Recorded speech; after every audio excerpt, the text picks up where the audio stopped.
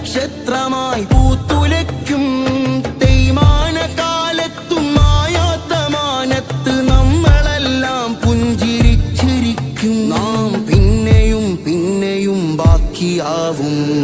അമ്പിളിപ്പൂവിനൊരു മന്ദഹാസം, അന്തിമാനത്തോപ്പിൽ ചന്ദ്രഹാരം, നിദ്രതാരങ്ങളുടെ അന്തസത്തക്കുള്ളുവെള്ളയിൽ ഹരിത നീലപ്രകാശം.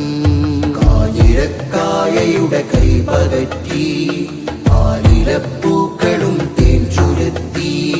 പുസ്തകപ്പുഴയിലെ അക്ഷരത്തുഴകളിൽ വിപ്ലവപ്പുലരിക നനുത്തുകേറി. 31 കലാകാലം ജയിച്ച നാം വിപ്ലവക്കൊടിയുടെ തണലിലാടി.